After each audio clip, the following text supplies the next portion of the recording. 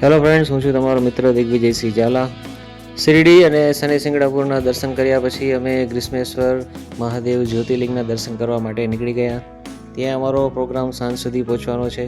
સાંજે એક વખત અમે દર્શન કરશું અને બીજે દિવસે સવારે અમે જળ અભિષેક અને પૂજા કરવાના છીએ.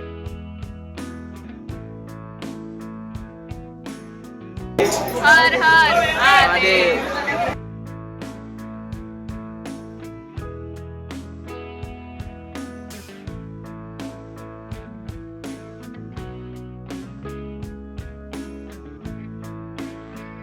અહીં લાઈન ખૂબ જ ઓછી હતી એટલે અમારો વારો ફટાફટ આવી ગયો દર્શન કરવામાં.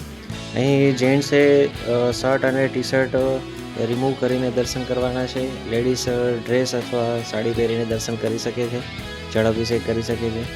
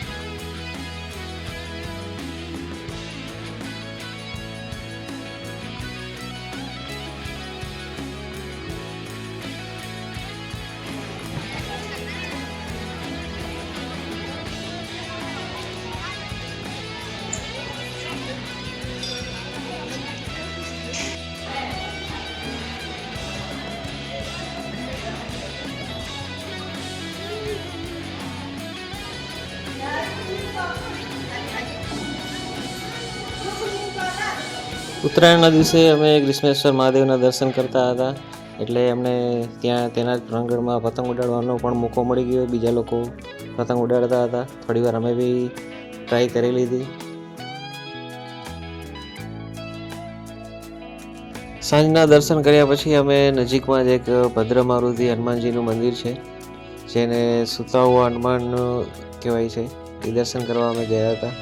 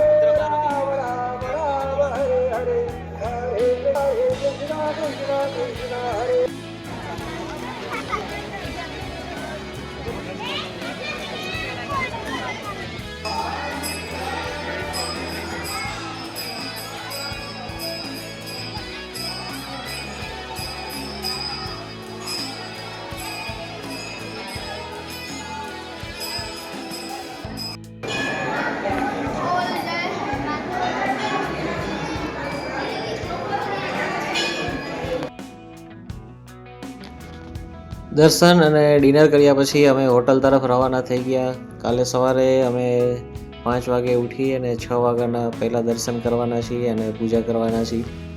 ત્યાં જળાભિષેક કરવા પણ મળશે.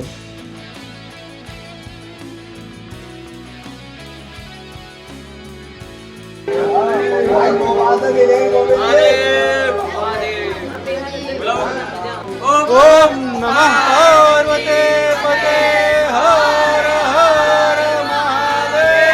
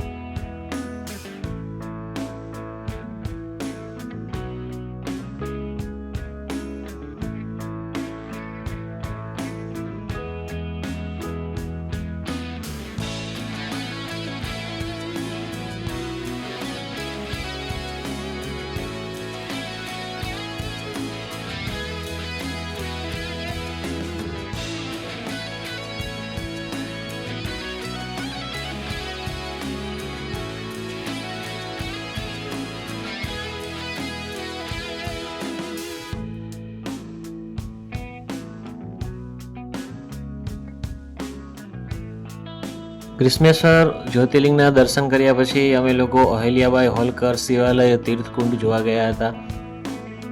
કુંડમાં અલગ અલગ જગ્યાઓ પર 9 શિવલિંગ સ્થાપિત કરવામાં આવેલ છે.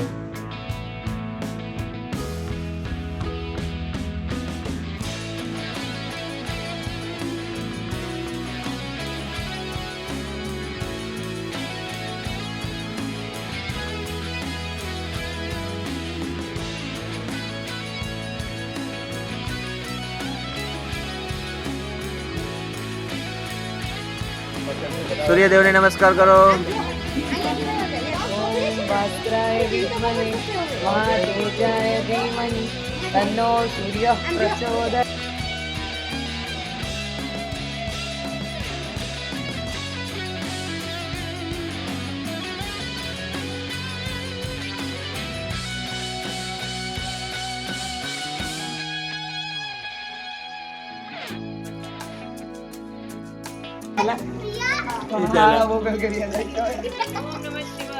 પ્રજ્વલ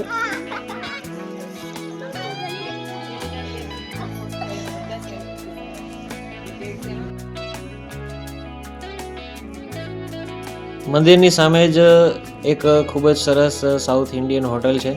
ત્યાં તમે સવારનો નાસ્તો મળી જશે. અમે ત્યાં પેટ ભરી નાસ્તો કરી લીધો. અહીંથી અમે હવે અજંતા ઇલોરાની ગુફા જોવા જવાના છીએ. તો અમારી પાસે બહુ ઓછો ટાઈમ છે, તો મળીએ નેક્સ્ટ વિડીયોમાં. આવી જ રીતે તમારો પ્રેમ આપ્યા રાખો. અમારા બધા વિડીયોને લાઈક કરો, સબસ્ક્રાઈબ કરો અને ફેમિલીને ફ્રેન્ડને શેર જરૂર કરો. Thank you very much.